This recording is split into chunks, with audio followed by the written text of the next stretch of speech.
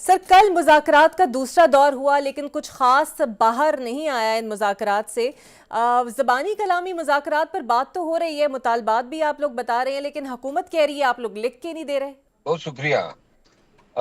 ये तकाजा तो 2 तारीख से कबल हुआ था कि मुतालिबात लिख कर दें, और मेरा ख्याल है कि हमें इस पे फैसला पहले से कर लेना चाहिए था।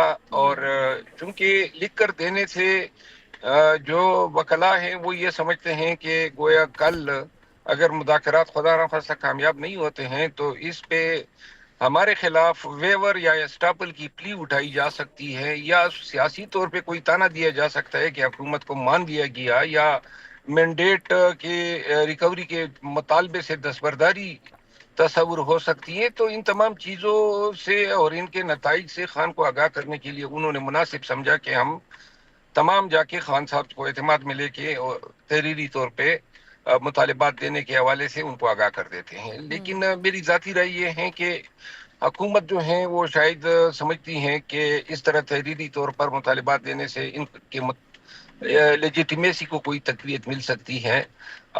लेकिन जब एक चीज वाज़ेह है और वो ये है कि अवाम पाकिस्तान ये जान गए हैं कि हम एक टेबल पे बैठ गए हैं और अवाम को ये भी इल्म हो गया कि हमारे ये मुतालिबात हैं, तो तहरीरी तौर पर देने में कोई हर्ज नहीं है। मैं नहीं समझता हूँ कि तहरीरी तौर पर देने से हमारा जो नैरेटिव है या हमारा कानूनी जो मौक़िफ़ है लेजिटिमेसी के हवाले से उस पर कोई हर्फ आ सकता है।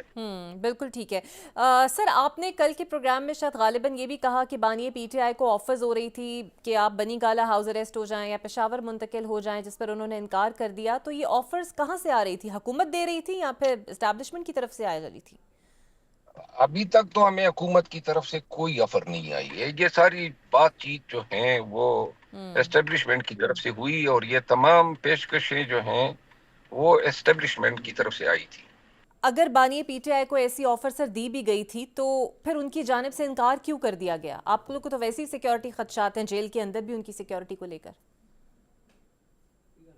सिक्योरिटी खतरात तो खान को, अब जब तक हालात सेटल नहीं होंगे खान को रहेंगे। वजीराबाद के वाक़े से लेकर आज तक हम खदशात का शिकार हैं, लेकिन ये तो हल नहीं हुआ ना। इतने सारे केसेस में छूट जाने के बावजूद भी अब कहें जी कि हम आपको हाउस अरेस्ट रखेंगे। ये कौन से केसेस में रखेंगे? एक केस रह गया, इसका फैसला मुतवक्किल है 6 तारीख को।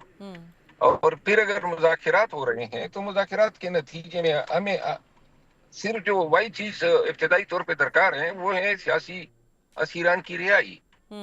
और जिन मकासद के लिए खान साहब समेत पीटीआई की क़यादत को नजरबंद किया गया था वो मकासद तो पूरे हो गए हैं।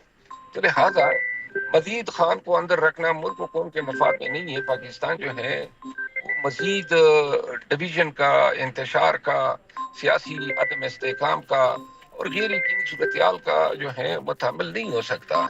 पाकिस्तानी और ओवरसीज पाकिस्तानी जो है करोड़ों की तादाद में खान की तरफ देख रहे हैं और इनका इदराक है। दूसरी तरफ जो है सोशल मीडिया जो है इस हवाले से हुकूमत खाइफ है, इदारे खाइफ हैं।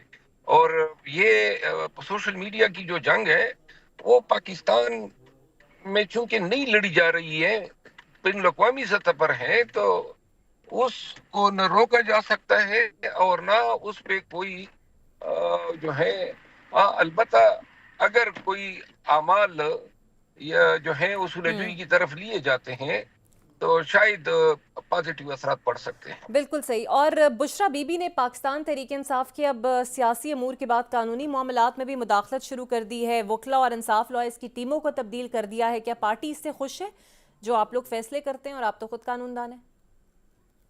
नहीं, वो तो ठीक है, लेकिन ये दावा जो आप कर रही हैं किस बुनियाद पे कर रही हैं? सर, ये पार्टी ने खबर आई है, ये खबर एलामिया जारी किया है या किसी ओहदेदार ने बयान दिया है? ये तो सर पूरे चैनल के ऊपर, हर चैनल के ऊपर खबर सर्कुलेट हो रही है।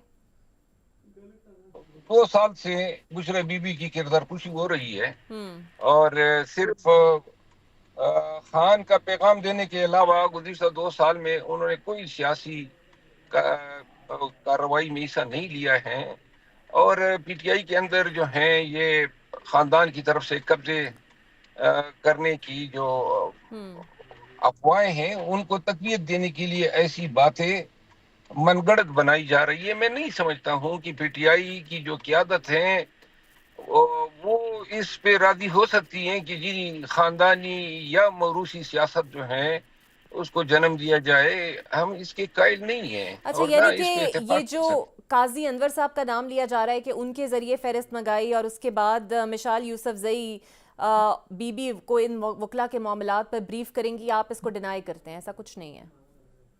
نہیں، قاضی انور صاحب تو آئی ایل ایف کے پی چیپٹر کے صدر ہیں اور مشال یوسف زئی پہلے سے ہی گزشتہ 2-2.5 سال سے فیڈرل کوآرڈینیٹر ہیں آئی ایل ایف کے معاملات میں. تو یہ پہلے سے دخیل تھے اور قاضی انور ایک بڑے سینئر وکیل ہیں اور وہ تمام تنازعات سے پاک شخصیت ہیں. بڑے ہی صاف ستھرا ان کا کردار رہا ہے. تو باقی جو آئی ایل ایف کی ٹیمیں مرکزی ان کے درمیان اگر جدید کوئی نئے معاملات پیدا ہوئے ہیں اس کا مجھے علم نہیں ہے، لیکن اگر کوئی معاملات ہوئے بھی ہیں تو ایک چیز میں وثوق سے کہہ سکتا ہوں کہ وہ معاملات خان صاحب خود ڈیل کرتے ہیں، کسی پہ چھوڑتے نہیں ہیں. بالکل.